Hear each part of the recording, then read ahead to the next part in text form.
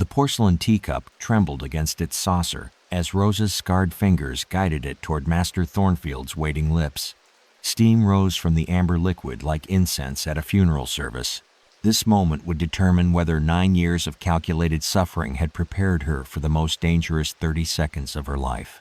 The morning sun filtered through the lace curtains of the Thornfield mansion's breakfast room, casting delicate shadows across mahogany furniture that cost more than most families earned in a decade. The scent of jasmine tea mingled with beeswax polish and something else, something bitter that shouldn't have been there. Rosa stood perfectly still, her dark hands steady despite the tremor in her chest, watching as her master reached for what would be his final cup of morning tea. Wilmington, North Carolina, in 1852, was a city built on the backs of the enslaved, where cotton ships crowded the Cape Fear River and fortunes rose from human misery. The Thornfield estate sprawled across 12 acres of manicured gardens and working grounds, home to 43 enslaved people who served the whims of one of the state's wealthiest tobacco merchants. At its heart sat a 3-story mansion where Master Edmund Thornfield conducted business with the same cold precision he applied to breaking the spirits of those he owned. Rosa had arrived at age 7, purchased at the Wilmington slave market after her parents died of fever on a rice plantation near Charleston. Small for her age, with intelligent eyes that learned quickly to look downward, she'd been assigned to house duties under the supervision of Mama Belle, the head cook who'd tried to shield the child from the worst of plantation life. From the kitchen window ledger, dated March 15, 1843, new girl Rosa assigned breakfast service. Quick learner, but watches too much. Must break that habit before master notices. Those early years had been a careful dance of invisibility. Rosa learned to anticipate Thornfield's moods from the sound of his footsteps on the front stairs. Heavy and deliberate meant he'd completed a profitable tobacco sale. Quick and sharp indicated displeasure with something or someone. She mastered the art of existing in plain sight while remaining mentally elsewhere, a survival skill that would prove invaluable when the true horror began. The change came on her 16th birthday, though no one marked enslaved birthdays with celebration. Master Thornfield's wife had died of consumption the previous winter, leaving him a widower with particular appetites and unlimited power over the human beings he considered property. Rosa's childhood ended the night he summoned her to his private study, ostensibly to discuss her duties, but with intentions that became clear the moment the door locked behind her. What followed were 3 years that Rosa survived by fragmenting her mind, storing her true self, somewhere Master Thornfield couldn't reach, while her body endured what it had to endure. She learned to prepare his tea exactly as he preferred 2 lumps of sugar, splash of cream, served at precisely 9:45 each morning in the blue Canton china that had belonged to his grandmother. But Rosa was learning other things too.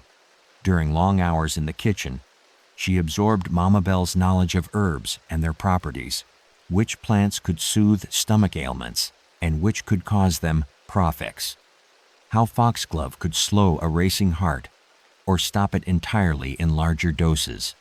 The difference between healing and harming, often measured in teaspoons rather than intentions. Each morning brought the same ritual. Each evening brought the same summons. The other enslaved workers knew, but couldn't speak their silence, a survival strategy that Rosa understood without resentment. In a world where resistance meant death, witnesses chose blindness over martyrdom. The monster sleeps deepest just before dawn. By 1851, Rosa had begun making subtle changes to her master's routine. A different tea blend here, an extra pinch of herbs there. Nothing dramatic enough to raise suspicion, but her chemical education was expanding beyond Mama Belle's kitchen wisdom. She discovered that the mansion's library contained medical texts that described symptoms and dosages with scientific precision. Late at night, when the house slept, Rosa taught herself to read by candlelight, memorizing passages about toxicology while pretending to dust the shelves. The plan crystallized after she overheard Master Thornfield discussing her potential sale to a plantation in Alabama, known for working enslaved women to death in the cotton fields. 3 years of abuse had taught her that survival required active resistance, not passive endurance. On the morning of August 23, 1852, Rosa prepared Master Thornfield's tea with the same careful attention she'd shown for 9 years. But this time, the bitter taste would serve a different master entirely. How long can the human spirit endure before it chooses to transform suffering into something else entirely? The teacup completed its journey to his lips, and Rosa held her breath as history prepared to judge whether justice could be measured in teaspoons.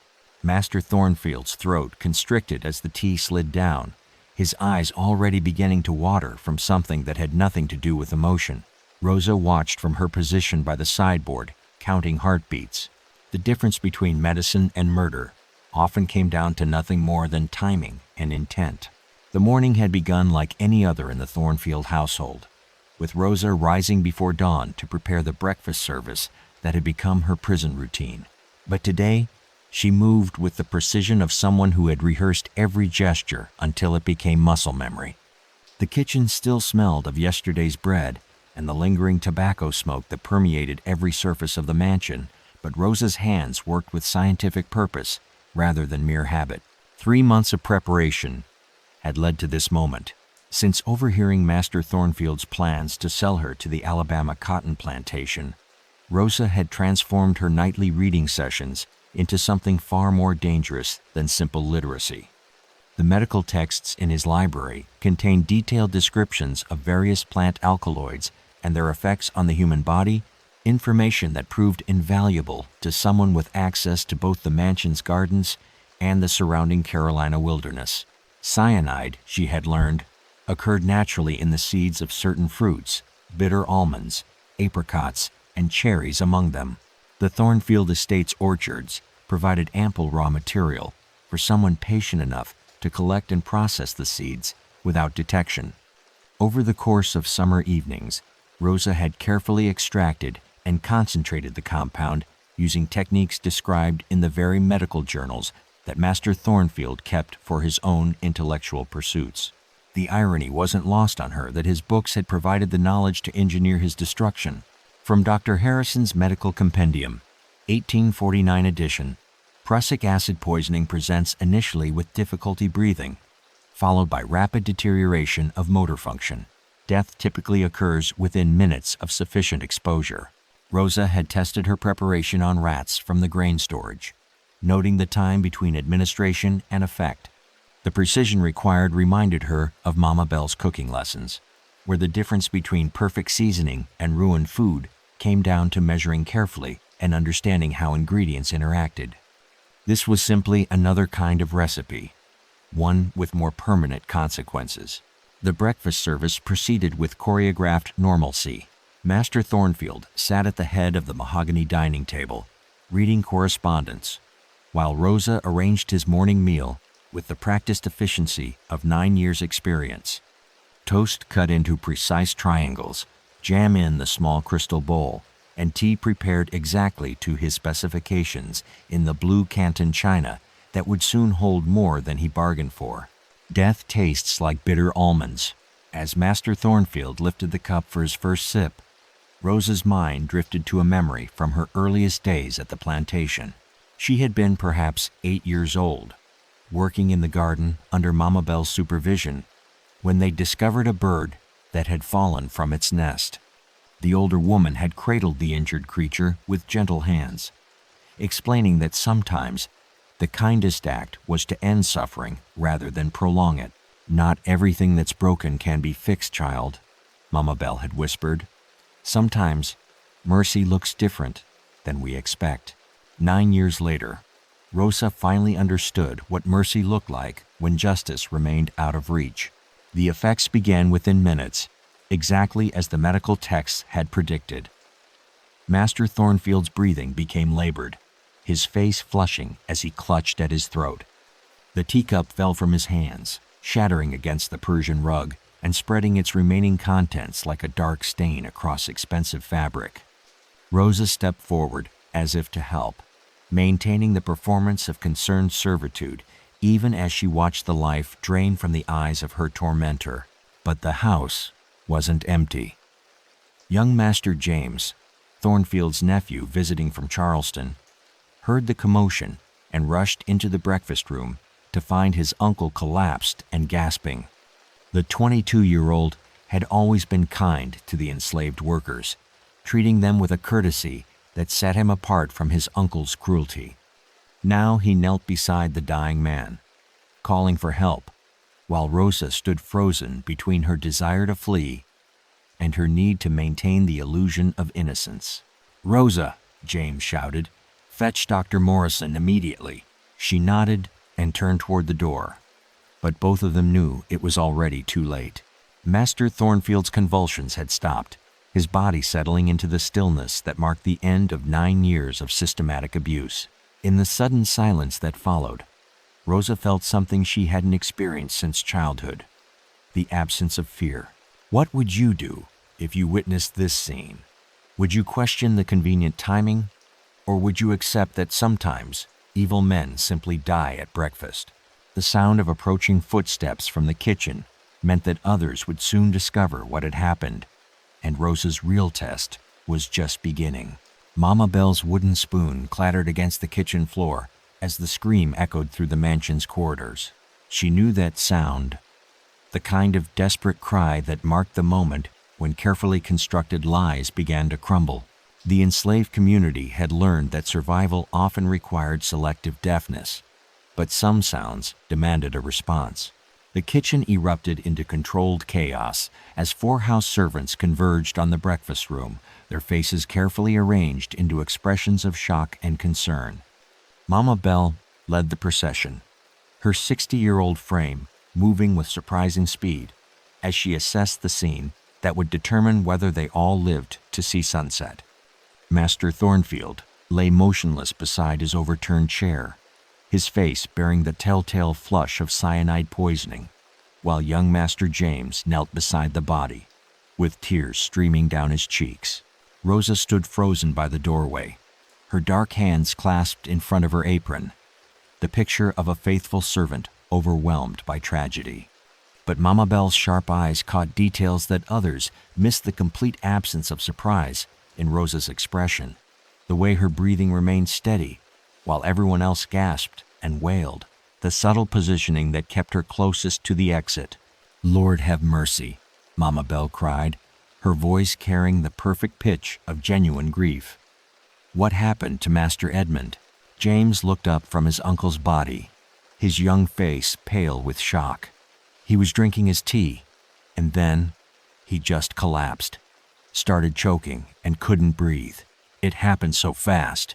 The other servants, Samuel the butler, Mary the parlor maid, and old Tom who tended the fires, gathered around the scene with the practiced efficiency of people who understood that their reactions would be scrutinized. Each had survived decades of enslavement by reading the currents of danger that flowed through the mansion like invisible tides, and they all sensed that this morning would test every lesson they'd learned about staying alive. From the Wilmington Weekly Chronicle, August 24th, 1852. Prominent tobacco merchant Edmund Thornfield found dead in his breakfast room. Preliminary examination suggests natural causes, though investigation continues. Dr. Morrison arrived within the hour, his black medical bag and grim expression announcing the seriousness of the situation. The elderly physician had attended the Thornfield family for 2 decades, delivering babies and treating ailments with the matter-of-fact competence that marked the better class of country doctors. But as he examined the body, his frown deepened with each passing minute. "The symptoms suggest some form of poisoning," he told James quietly, though his voice carried clearly to the servants who lingered in the hallway. "The facial discoloration, the convulsions you describe, these aren't consistent with natural death." Rosa felt the weight of 42 pairs of eyes, though none dared look directly at her. The enslaved community had developed an intricate system of communication that functioned without words or gestures, a shared consciousness born from mutual dependence and constant danger. They all knew what had happened without needing confirmation, and they all understood what their silence would cost if the truth emerged. Truth has many different prices. Young Master James faced an impossible situation. As Thornfield's heir, he would inherit not only the plantation's wealth, but also the responsibility for managing 43 human beings who might or might not have conspired in his uncle's death. His natural inclination toward kindness warred with the practical reality that mercy could be interpreted as weakness in a society built on the systematic brutalization of enslaved people. "I want to question everyone who had access to the breakfast room this morning, Doctor," Morrison declared, setting down his medical bag with deliberate authority. "Someone prepared that tea, someone served it, and someone knows more than they're saying." The interrogation began in the front parlor, where Mama Bell submitted to questioning with the dignified cooperation of someone who had nothing to hide. She described Rosa's morning routine in careful detail: how the girl had risen before dawn to prepare the breakfast service, had ground the tea leaves according to Master Thornfield's preferences, and had served the meal with the same attention to detail she'd shown for 3 years. "Rosa's a good girl," Mama Bell testified, her weathered hands folded in her lap. "Been working breakfast service since she was old enough to carry a tray without dropping it. Never gave Master Edmund any trouble, always did exactly what she was told." The other servants corroborated this account with unanimous precision, each testimony supporting the next in a chain of mutual protection that had been forged through years of shared survival. Rosa was reliable, obedient, and incapable of the kind of planning required for deliberate murder. If Master Thornfield had been poisoned, it must have been an accident, perhaps contaminated tea leaves, or a mistake in preparation. But Dr. Morrison wasn't convinced. His examination of the breakfast room had revealed traces of bitter almond scent near the broken teacup, a telltale sign of cyanide exposure that suggested deliberate administration rather than accidental contamination. Someone with knowledge of plant toxicology had carefully calculated the dosage required to kill a man of Thornfield's size and constitution. As the afternoon questioning continued, Rosa maintained her performance with the skill of someone whose life had always depended on hiding her true thoughts. She answered each question with appropriate deference, her voice trembling just enough to suggest fear without appearing calculated. When asked about her access to the library, she claimed illiteracy. When questioned about her knowledge of plants, she credited everything to Mama Bell's kitchen instruction. "What would you do if you suspected your servant had murdered your family member, but couldn't prove it without destroying the lives of dozens of innocent people?" The sun began to set over the Thornfield estate, casting long shadows across the cotton fields, where enslaved workers continued their labor despite the day's upheaval. And young Master James faced a decision that would determine whether justice meant punishment or something more complex than the law allowed. Young Master James stood in his uncle's study as midnight chimed from the grandfather clock, surrounded by ledgers that documented the systematic purchase and sale of human beings with the same precision used for livestock inventory. The numbers told a story he'd never wanted to read. Every inheritance carries the sins of those who came before, but some legacies demand a reckoning that law and custom never anticipated. The mahogany desk bore evidence of Edmund Thornfield's methodical approach to human ownership, detailed records of every enslaved person on the plantation, including Rosa's purchase documentation from 9 years earlier. James traced his finger across the faded ink that reduced a 7-year-old child to a monetary transaction, noting the clinical language that described her as small but healthy, suitable for house training. The phrase made his stomach turn as he began to understand the full scope of what his inheritance actually represented. Dr. Morrison had departed after declaring the death suspicious but inconclusive, leaving James with a choice that would define not only his character, but the fate of 43 people whose lives hung in the balance of his decision. The evidence pointed toward deliberate poisoning, but proving Rosa's guilt would require testimony that could only be obtained through torture or threats that would destroy the fragile trust he'd tried to build with the enslaved community. The plantation's financial records revealed the economic reality that complicated every moral consideration. The Thornfield tobacco operation generated enormous profits, precisely because it relied on unpaid labor, and any disruption to that system would cascade through the local economy like ripples from a stone dropped in still water. Charleston investors, Wilmington merchants, and dozens of white families depended on the plantation's continued operation for their own prosperity. From James Thornfield's personal journal, August 25, 1852. Uncle Edmund's death has revealed horrors I was content to ignore while benefiting from their profits. How do I inherit justice along with guilt? James had spent the evening interviewing each house servant individually, searching for cracks in their unified testimony while recognizing the impossible position his questions placed them in. Mama Bell maintained her story with the dignity of someone who understood that truth was a luxury enslaved people couldn't afford. Samuel the butler answered each inquiry with careful deference, never quite meeting James's eyes. Mary the parlor maid trembled throughout her questioning, though whether from fear or grief remained unclear. But it was Rosa's interview that haunted him most. She had sat in the straight-back chair across from his uncle's desk with perfect posture, her scarred hands folded in her lap, responding to each question with appropriate humility.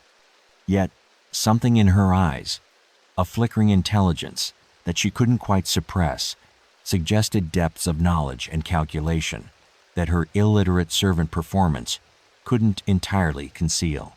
Some truths are too dangerous to speak. The real revelation came when James discovered his uncle's private correspondence hidden in a locked drawer of the desk. Letters from other plantation owners described Rosa in terms that made James's blood run cold. Detailed discussions of her training and discipline that revealed the systematic abuse she'd endured since reaching adolescence. The correspondence painted a picture of calculated cruelty that transformed Rosa from potential murderer into someone who'd been given every justification for revenge.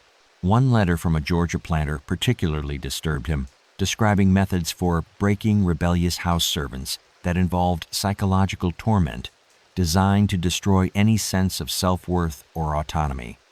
The writer praised Edmund's success in managing Rosa, noting that she'd become perfectly obedient after several years of such treatment. As dawn approached, James faced a decision that would test every principle he'd claimed to hold about justice, mercy, and human dignity. The law demanded that he pursue Rosa's prosecution for murder, but the evidence of what she'd endured suggested that any reasonable person might have chosen the same desperate solution. The contradiction between legal justice and moral rightness created a chasm that no amount of wealth or privilege could bridge. The enslaved community waited for his verdict, with the collective breath-holding of people who understood that their survival depended on the conscience of a 22-year-old who'd inherited more than he could possibly comprehend. If James chose prosecution, Rosa would hang, and the others would face brutal interrogation designed to uncover any additional conspirators. If he chose silence, he would become complicit in murder, while tacitly acknowledging that his uncle's death was justified. But James had discovered something else in his uncle's paper's documentation of planned sales that would have scattered the enslaved community across 3 states within the month. Rosa's name appeared on a bill of sale to the Alabama cotton plantation, scheduled for transfer the following week. Her window for escape or resistance had been measured in days rather than years. The morning sun cast long shadows across the study as James closed the ledgers and made his choice. Some decisions couldn't be unmade, and some inheritances demanded that the inheritor choose between the law and something larger than legal precedent. How do you inherit justice when the system that created your wealth was built on injustice? The enslaved community gathered in the kitchen for their morning meal, but their eyes remained fixed on the main house, where smoke had begun rising from the study's chimney, a sign that someone was burning papers that would never see the light of day. The thick black smoke rising from the study chimney carried more than burning paper. It bore the secrets that would have condemned an entire community to the gallows. James Thornfield fed document after document into the flames, watching 9 years of documented abuse transform into ash. Sometimes, justice requires the deliberate destruction of evidence rather than its preservation. The morning air hung heavy with humidity and the acrid smell of burning ledgers as James systematically eliminated every record that could implicate Rosa in his uncle's death. The correspondence describing her training curled into blackened fragments, taking with it the written proof of systematic torture that had driven a young woman to murder. Medical journals with marked passages about plant toxicology followed, their scientific precision reduced to meaningless carbon. Mama Belle stood in the kitchen doorway, watching the smoke rise from the main house while preparing breakfast for the enslaved community. Her weathered hands moved automatically through familiar motions, stirring grits, slicing ham, brewing coffee, but her attention remained fixed on that distant chimney. 40 years of survival had taught her to read the intentions of white folks through small signs, and this morning's fire spoke louder than any words young Master James might have spoken. Rosa worked beside her in silence, grinding corn with steady rhythm while her mind processed the implications of those rising flames. The other servants moved through their morning routines with careful normalcy, but everyone understood that their collective fate was being decided in that distant study. The sound of papers rustling and burning created a percussion that marked either their salvation or the calm before a different kind of storm. Dr. Morrison returned at 10:37 that morning, his black medical bag announcing another attempt to uncover the truth behind Edmund Thornfield's death. But James met him at the front door, with news that transformed the entire investigation. "I've reviewed my uncle's papers thoroughly," James announced, his voice carrying the authority of inherited position despite his youth. "There's no evidence of foul play." Uncle Edmund had been suffering from heart problems for months. He simply never told anyone. "I found correspondence with a physician in Charleston confirming his condition." The lie rolled off James's tongue with surprising smoothness, supported by his destruction of any contradictory evidence. Dr. Morrison frowned as he processed this information, his medical training warring with the social pressure to accept the word of Wilmington's newest tobacco fortunaire. Truth becomes whatever survives the fire. The physician's re-examination of the body revealed what he wanted to find: signs that could be interpreted as heart failure rather than poisoning, symptoms that overlapped enough to provide reasonable doubt for anyone seeking it.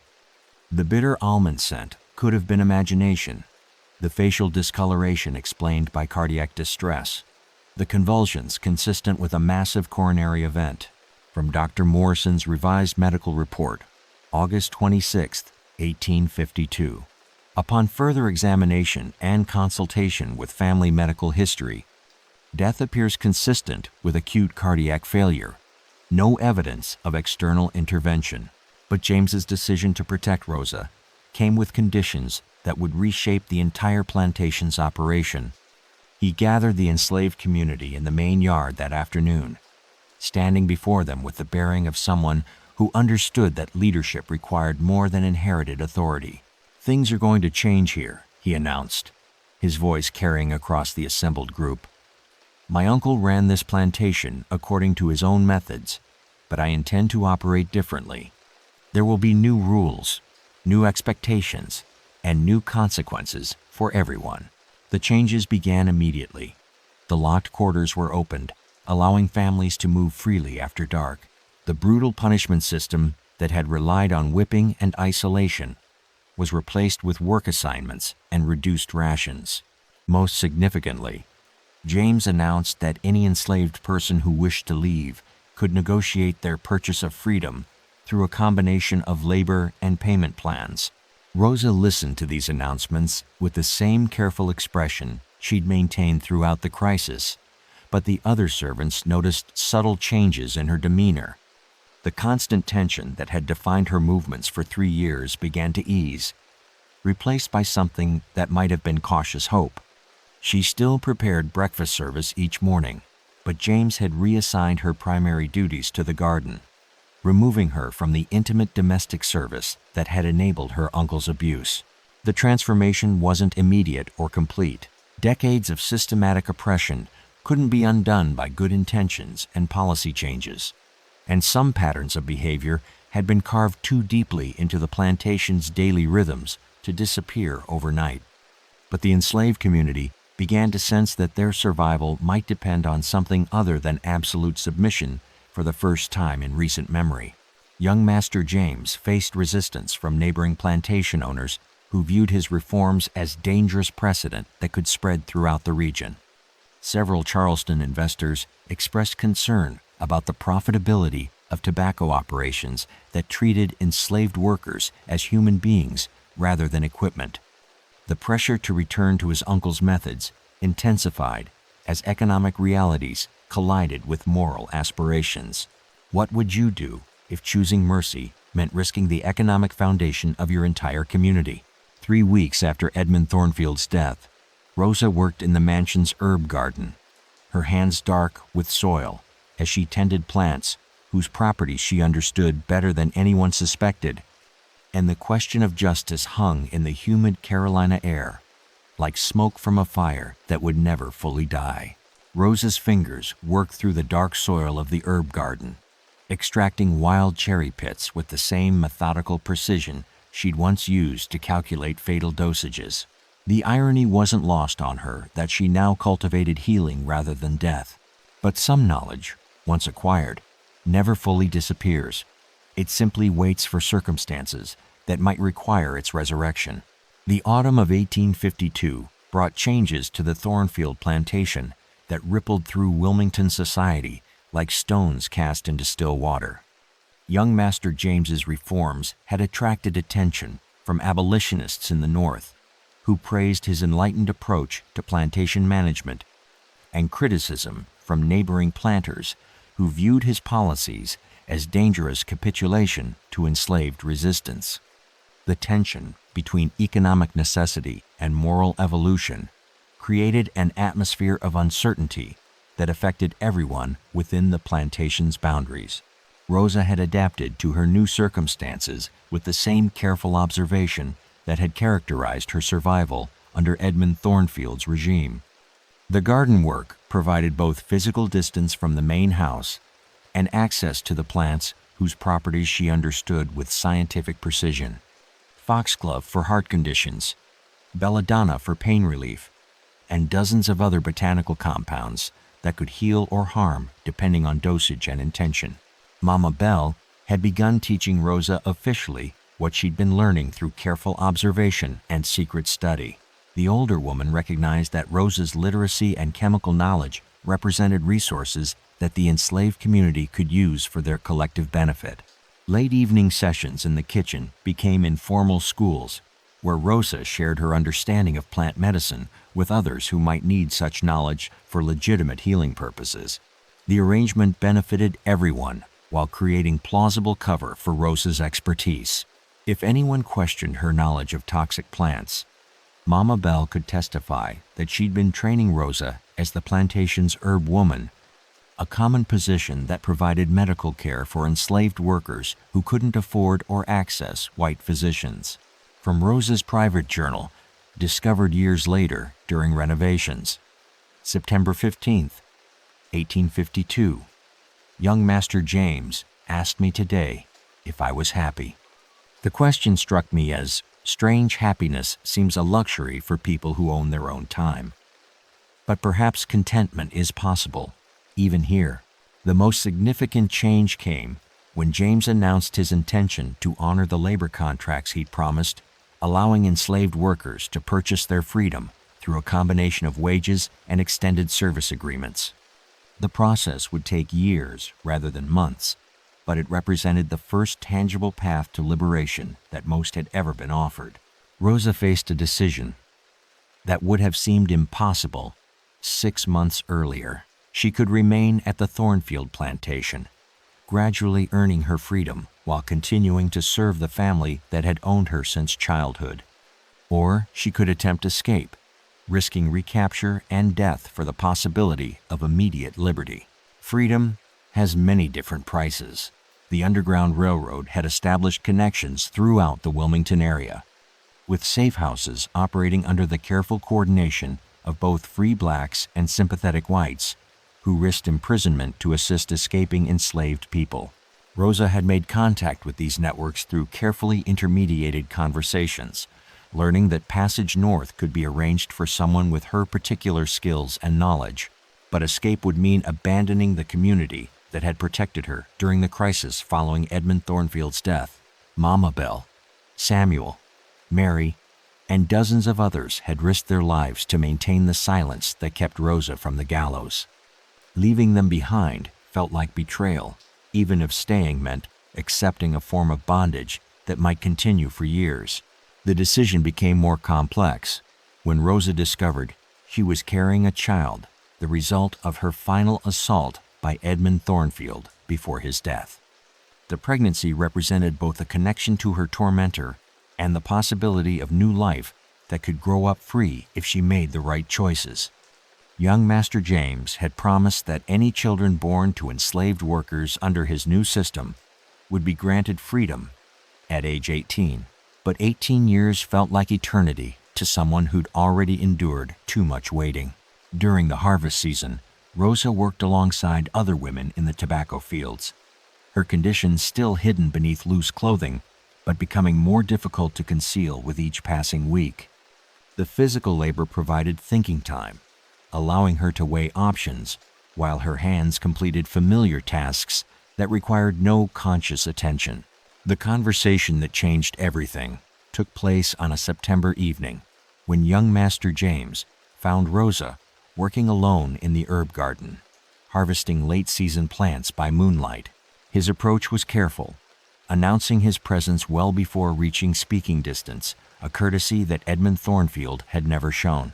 "Rosa," he said quietly, "I need to ask you something, and I need you to trust that your answer won't bring consequences." She straightened from her work, soil-stained hands resting on her growing belly, waiting for whatever question would reshape her future once again. "How do you choose between the security of known bondage and the uncertainty of dangerous freedom when the choice affects not only yourself, but the child you carry?" The moonlight cast long shadows across the garden, where plants that could heal or kill grew side by side, and Rosa prepared to make the decision that would determine whether her child would inherit slavery or something that might eventually resemble liberty. James's question hung in the night air, like smoke from a dying fire, while Rosa's hands instinctively moved to protect the life growing inside her. The moonlight revealed everything and nothing: her condition, his knowledge, the terrible mathematics of choices that slavery imposed on human hearts. Sometimes the most dangerous conversations begin with promises of safety that both parties know might be impossible to keep. "I know what happened to my uncle," James said quietly, his voice barely carrying across the space between them. "I know why it happened, and I know you've been carrying that knowledge alone for months, but I also know about the child, and I want to offer you something that my uncle never would have considered." Rosa remained silent, her mind calculating the implications of this admission, while her body prepared for flight or confrontation. The herb garden provided multiple escape routes, but pregnancy had slowed her movements, and James's position blocked the most direct path to the quarters. More importantly, his tone suggested negotiation rather than accusation, creating a conversational dynamic she'd never experienced with a white man.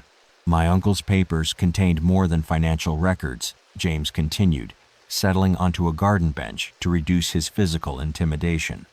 "His correspondence revealed exactly what you endured, and why any reasonable person might have chosen the solution you selected. The law would call it murder, but I call it self-defense, carried out with remarkable patience and precision." The acknowledgement of her suffering felt more dangerous than accusation. Rosa had survived by compartmentalizing trauma, storing pain in mental spaces where it couldn't interfere with daily survival. Having someone recognize and validate that experience threatened to unlock emotions she'd kept carefully controlled for years. Recognition can be more dangerous than condemnation. "I'm prepared to offer you immediate freedom," James said, producing a document from his jacket pocket. "Manumission papers, properly witnessed and recorded, that would make you a free woman before this child is born.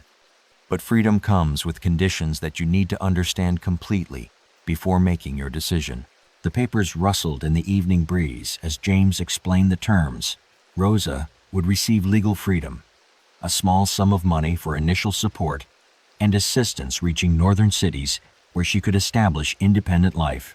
In exchange, she would leave North Carolina immediately and never return, carrying with her the secret of Edmund Thornfield's death and the knowledge that dozens of people had risked their lives to protect her. "The alternative," James continued, "is remaining here under the gradual freedom contract, working toward liberation over several years, while helping me transform this plantation into something that operates without the systematic brutality that defined my uncle's regime. Your child would be born into slavery but granted freedom at age 18, and you would eventually earn your own liberty through labor and time." Rosa listened to these options while processing their deeper implications. Immediate freedom meant abandoning the community that had protected her, while staying meant accepting continued bondage for herself and temporary enslavement for her child. Both choices required trust in a young white man who claimed good intentions but possessed absolute power over her fate. From the Wilmington Registry of Manumissions, October 1st, 1852. Rosa, Negro woman, aged 21, granted freedom by James Thornfield in recognition of faithful service. No conditions or restrictions attached. The conversation lasted until dawn, covering practical details and emotional complexities that slavery rarely allowed enslaved people to consider. James explained his vision for transforming the plantation's operations, describing reforms that would improve conditions for those who remained while gradually transitioning toward paid labor rather than forced bondage. The process would take decades rather than years, but it represented genuine change rather than cosmetic adjustments. Rosa shared her own perspective on plantation life, describing the informal networks of mutual support that sustained enslaved communities and the ways that apparent compliance masked sophisticated resistance strategies. The exchange revealed how little white owners understood about the complex social structures that operated beneath their notice, and how much enslaved people knew about their owners' vulnerabilities and dependencies. The decision crystallized as morning light illuminated the herb garden, where they'd spent the night in careful conversation. Rosa chose immediate freedom, accepting the risks of northern life over the certainties of southern bondage. The child she carried would be born free, regardless of the circumstances of its conception, and she would never again wake up as someone else's property. But freedom required one final act of service to the community that had protected her. Before leaving the Thornfield plantation, Rosa spent 3 days teaching Mama Belle and others everything she'd learned about plant medicine, passing along knowledge that could serve the community's healing needs long after her departure.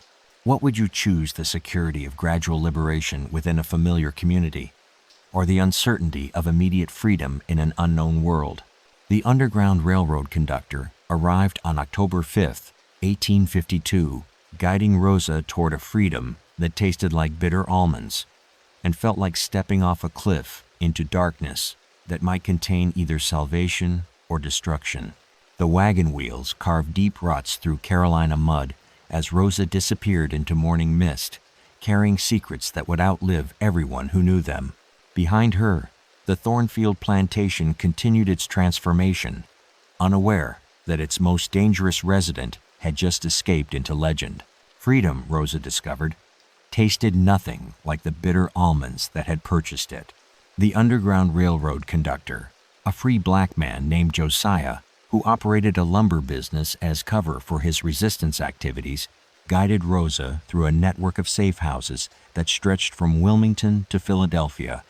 Each stop required new identities, new stories, and new performances of innocence that drew on skills she'd developed during 9 years of survival. The pregnancy provided both vulnerability and protection. Few authorities suspected expectant mothers of being dangerous fugitives. Rosa's journey north coincided with increasingly aggressive enforcement of the Fugitive Slave Act, which required northern states to return escaped enslaved people to their southern owners. Federal marshals patrolled train stations and ports, armed with detailed descriptions and substantial rewards for successful captures.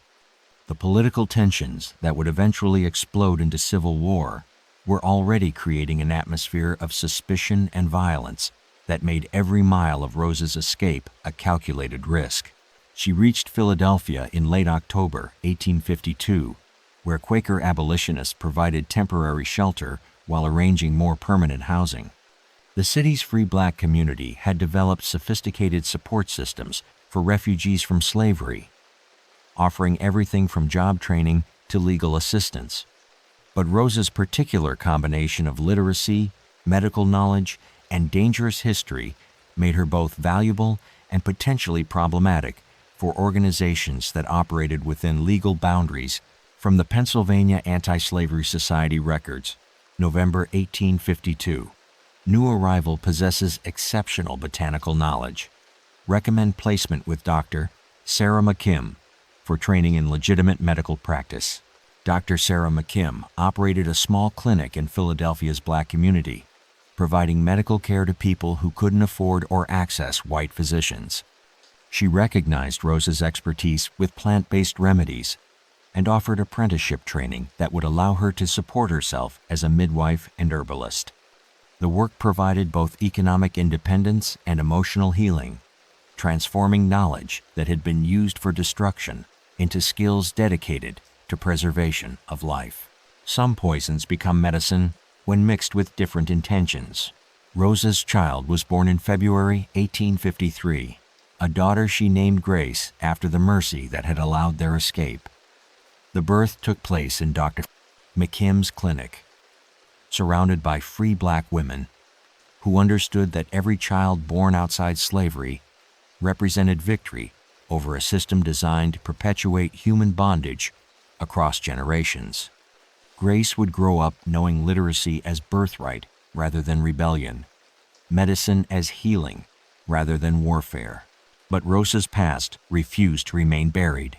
News of Edmund Thornfield's death had spread throughout abolitionist networks, carried by formerly enslaved people who understood the significance of successful resistance. Some celebrated Rosa as a hero who had struck back against oppression, while others worried that her methods would provide justification for increased brutality against enslaved communities throughout the South. The Thornfield plantation continued its gradual transformation under James's management, becoming a model for reform-minded plantation owners who sought alternatives to traditional slavery. But the changes came slowly, constrained by economic realities and social pressures that made dramatic reformation dangerous for everyone involved. The enslaved community that had protected Rosa continued their careful survival, carrying her memory as proof that resistance was possible even under the most oppressive circumstances. By 1860, Rosa had established herself as one of Philadelphia's most skilled midwives, trusted by both black and white families for her knowledge of medicinal plants and her gentle manner with expectant mothers. Few clients knew her history, and those who suspected maintained the protective silence that had become second nature within communities that harbored refugees from slavery. The Civil War transformed Rosa's status from fugitive to symbol, as Union victory made her freedom legally secure for the first time since leaving North Carolina. She used her newfound security to document her experiences, writing detailed accounts of plantation medicine and resistance strategies that would eventually reach scholars studying the complexities of slavery and survival. What would you have done with the knowledge Rosa carried? Used it to heal, to harm, or hidden it entirely from a world that might not understand the difference? Grace grew up to become a teacher, carrying her mother's literacy and determination into Reconstruction-era schools where formerly enslaved children learned to read and write. The cycle of knowledge that had begun with stolen education in a plantation mansion continued through legitimate instruction in northern classrooms, transforming secrets into curriculum that would educate generations. Rosa died peacefully in 1898, surrounded by the family she'd chosen and the community she'd served for 4 decades. Her funeral attracted hundreds of mourners who knew her as healer, teacher, and quiet revolutionary who had transformed personal trauma into communal strength.